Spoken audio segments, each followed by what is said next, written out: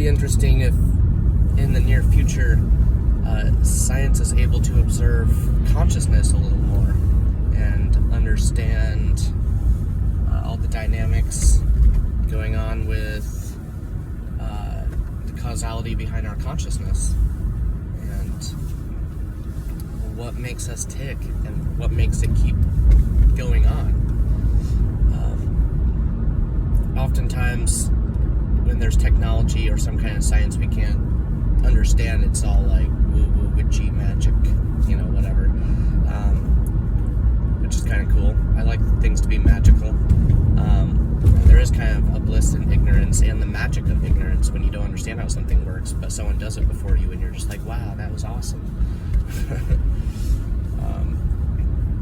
Sorry, also I'm recovering from, I got pretty sick. It wasn't COVID. It was actually, for me, it was worse than COVID. It was a few days of horrible headache, body ache, sore throat. I mean, on the positive end of things, I just haven't been able to smoke anything at all.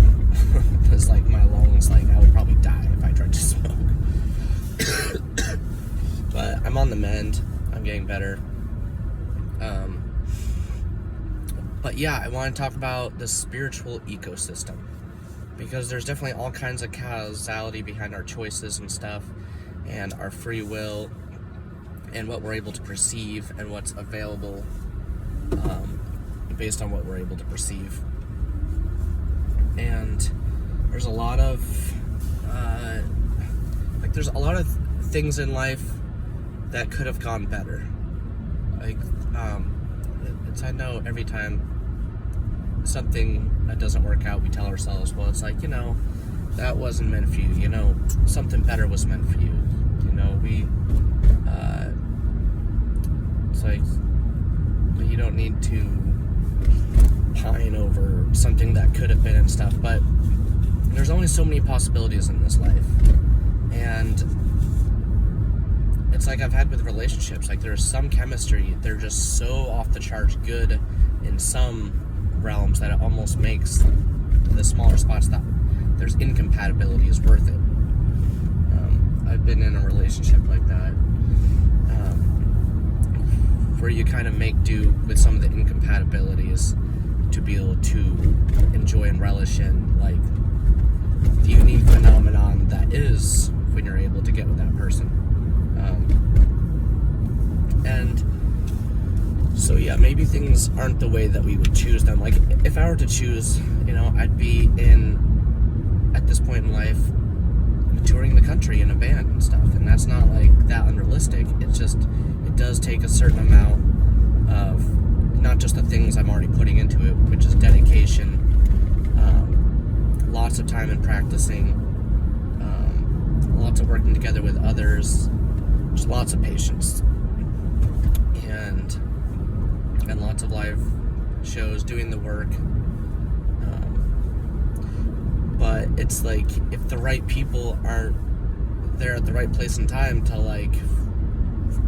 for that to take off as a group thing, you're just going to be waiting around until the right people show up or you move to the right place. But we're always seeking those kind of opportunities with the right kind of team of people and who are all into the same goal and stuff. I would have, there's so many things I could do, and I'm limited to just being able to do the few things that are available for me to do. Just be a farmer. I'm a farmer and a musician, and in my world, both of those things are necessary. So yeah, I didn't have a whole lot to talk about today, and I can't really talk that much anyways, but I'm going to the guitar store I've been looking and hoping and dreaming for a Resonator guitar, and I've checked out quite a few shops looking at theirs, but I've got to the point in my career as a musician that I don't just impulsively buy one anymore, because I know that there's some that just are, there's one that's right for me, and I don't need to just pick the first one off the shelf I find. just like to kind of tease myself and try out different options and play around, and like one of these days I'll actually go through with it and like get a resonator guitar or a full-size acoustic, which I don't have right now either. But that does lead me, it's a good segue to one thing that I've wanted to say a little thing about, and that is how, and I've joked around about this and heard other people joke around about it, how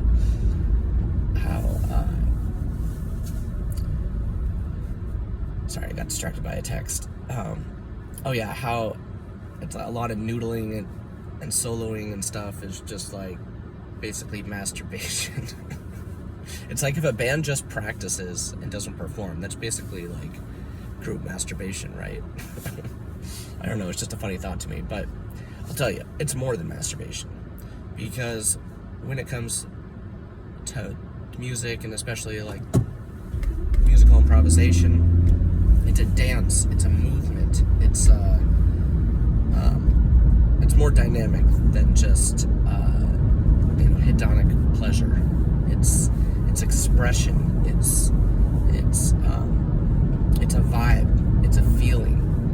It's as someone that plays leads, excuse me, my voice is getting worse now.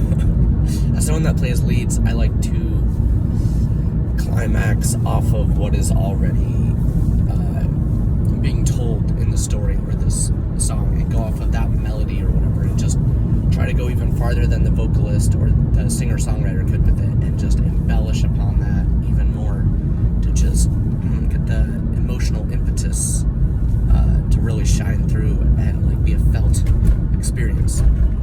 So noodling is more than just masturbation. Musical masturbation. It's more than that. It's a very dynamic thing. Anyway, that'll be it for now.